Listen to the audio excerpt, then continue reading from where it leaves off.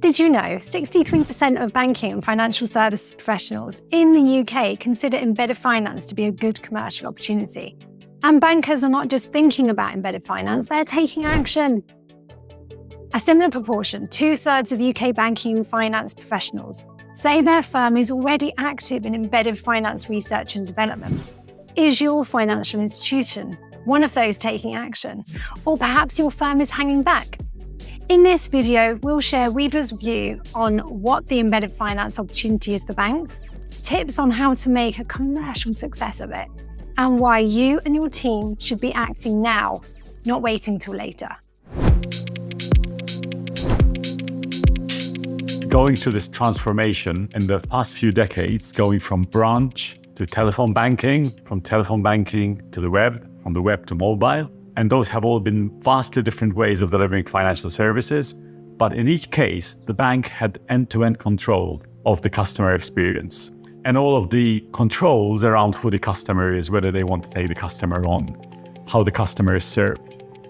In embedded finance, what makes this particularly different and challenging to banks is that there is another party involved in bringing the customer, in servicing the customer.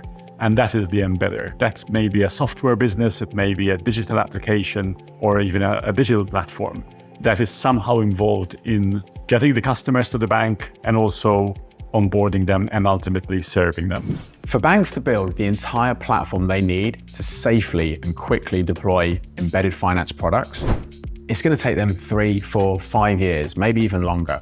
And the amount of money they're going to spend is 5, 10 million plus. Unless they're working with Weavr. The whole point of the Embedded Finance Cloud is that we can help banks take products to market in 6, 12 months, far easier, far safer than anything else they're going to be able to do.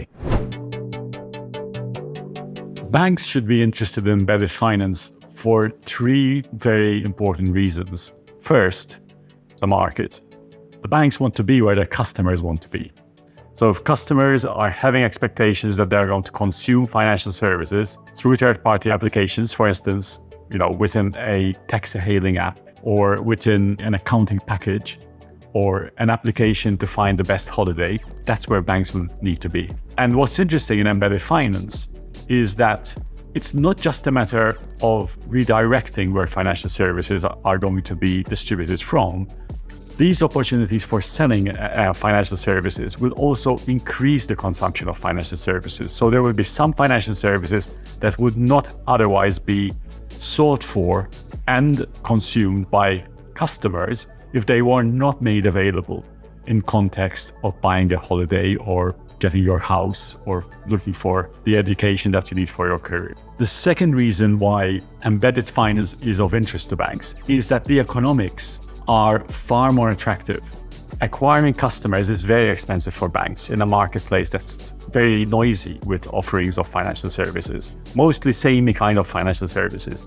In embedded finance, the cost of customer acquisition is almost negligible because the customer already has a relationship with the software business. They already know why they will be consuming that financial services, so they can be targeted very effectively and acquired very effectively and cost efficiently. The third reason is that when banks are selling through an embedded finance channel, in which case the financial service is part of an overall package, not just the financial service on its own, but all the functionality that's offered by the software, there's less of an opportunity to do price comparison. So that will lead to much better margins, much less margin erosion for the banks.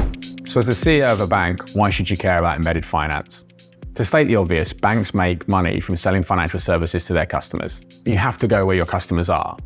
Customers expect to be able to take their financial services inside of other digital solutions they're paying for. Shopify makes more money from its financial services than it does from actually selling its software. So if you're a bank, you have to go where your customers are. As we've mentioned from our research, 2/3, that's 65% of UK banking and financial services executives say their financial institution is already active in embedded finance research and development. Further proof of the activity levels going on behind closed doors right now is that 79% of these professionals in banks similar to yours discuss embedded finance frequently, saying the topic comes up at least once a week, and 42% discuss embedded finance multiple times per week. What is it that's got bankers talking about embedded finance? Well, there's a lot to figure out. The main use cases that banks would be interested in exploring in embedded finance include the stuff they make money from, things like lending, international transfers, foreign exchange, commercial cards where there's interchange revenues to be had, and of course all the other things that banks do. The main thing is that this is not going to change the value that banks deliver in those financial services. It's going to change the way they are going to be selling them and making them relevant to the customers that they are targeting. If you're using an online search engine to find a car, an auto trader, something like that, then that has access to a huge amount of data on who you are as an individual. And a financial service like lending is all about the context. So putting the financial service inside of the digital application means that the bank actually has a huge amount of additional data so it can make a richer, more informed contextual decision. That makes it easier for them to lend because they have more information, it's lower risk, and most importantly, from a demand point of view, it's at the point of need. So if you're saying, I want to buy this car because you're in the middle of looking at it online, you want to be provided with the funds then and there. It's lower friction, it's lower risk, it's a far wider distribution than anything else that banks have today. The first and perhaps obvious one is who the embedders are that they will be dealing with.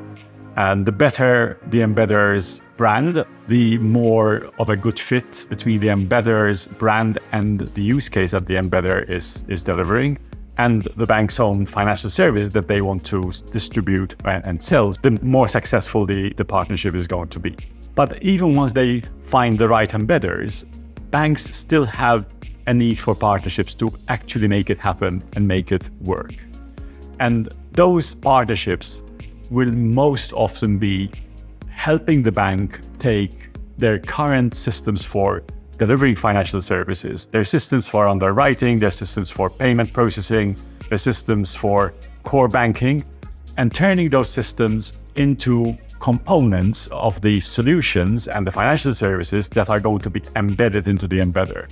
And that's because embedding financial services brings some new challenges with it around data security, around how you onboard the customer, around how you monitor transaction activity.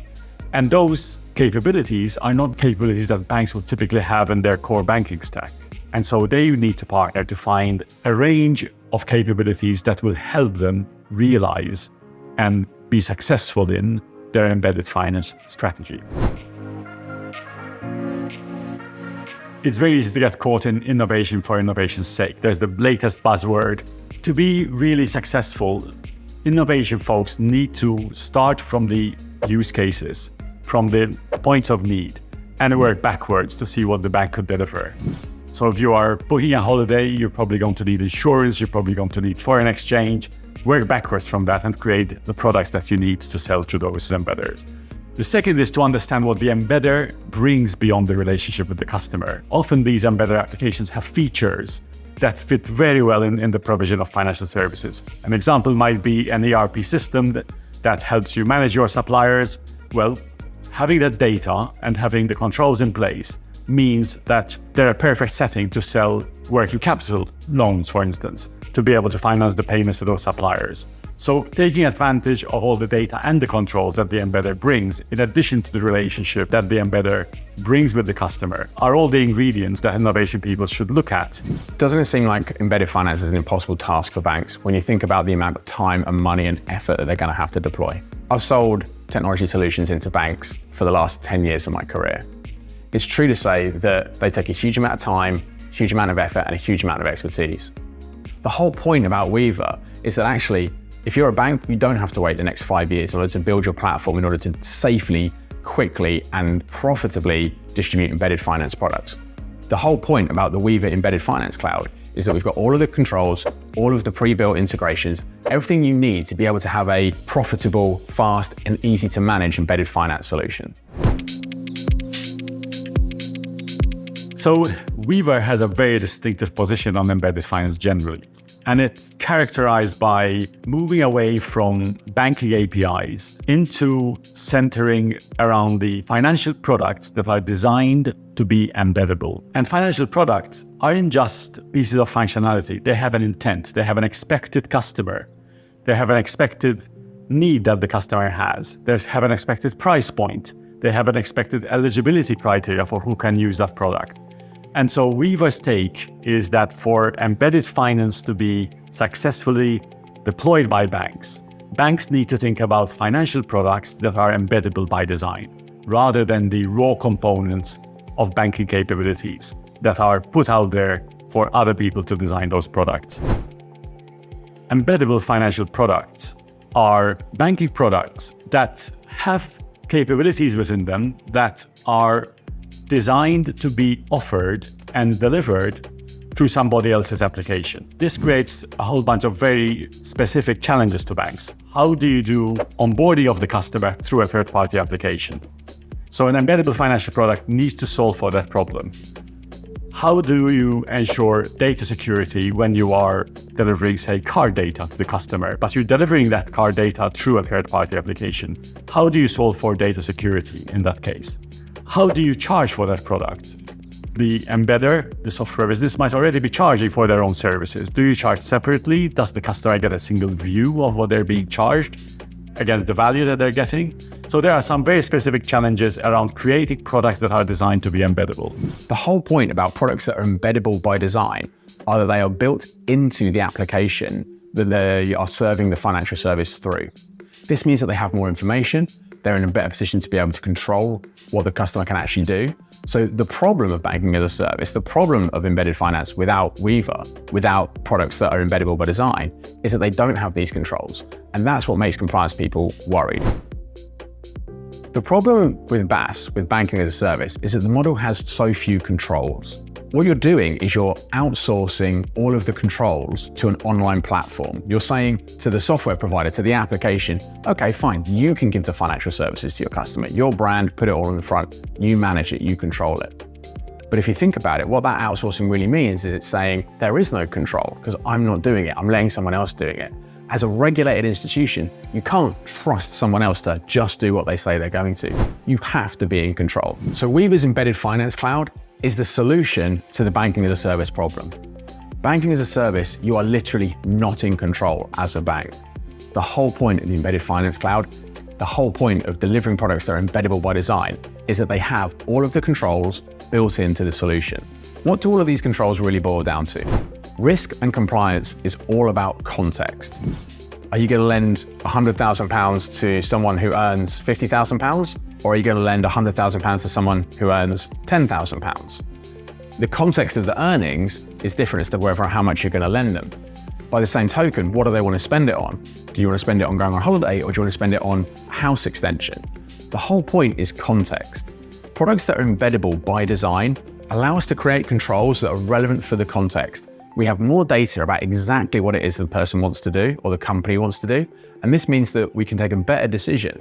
The controls and the context mean that the product that's embeddable by design delivers a better outcome, lower cost to serve, and higher return on investment. Banks should act now on embedded finance because this is a distribution channel that is very quickly emerging and is starting to set expectations with customers. If it were something very easy to get involved in, then banks should wait and get involved at the right moment. But because it itself is going to be a challenge for any bank to do it, a bank has to go on a learning curve to get it right. By leaving it later, they might find themselves in a situation where they don't have the competencies to get into the market, whereas others have really overtaken them with a very significant lead, have built the best relationships with the best embedders. That becomes an unachievable goal for the bank.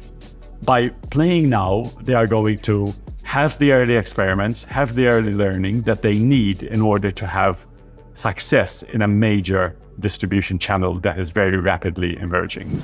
So why is there so little action in the UK and Europe if this is clearly such a large opportunity for banks? Actually, I think there's already a huge amount happening that people aren't necessarily aware of. There are a number of fantastic companies that are already built on top of embedded finance, whether or not it's companies like Pleo or Spendesk, all the way through to lending platforms like Capitalize and Carmula. These businesses are already operating in the United Kingdom, and there was a survey that came out recently that showed that 3 out of 5 adults are already using embedded finance products in the United Kingdom. Why is there so little traction in banks if there's so much interest in embedded finance? We're already starting to see that banks are beginning to move. You're seeing businesses like NatWest partner up with Verdeno. This is already happening in the United Kingdom. Every major bank in the UK has a department that's looking into embedded finance, and they're doing it because they know that this is where the customers are. This is how the customers want to be served. To get access to our full research findings, download our new white paper on how banks are building the next wave of embedded finance. In the white paper, you'll also find insights from 20 banking and fintech experts, ideas for digital verticals that represent some of the hottest opportunities for banks, and the key reasons to act now on embedded finance, which you can take back to your desk and fuel the innovation vision for your team. We hope you found this video useful and challenging. And when you start tackling the embedded finance platform question, remember to come and talk to us at Weavr.io.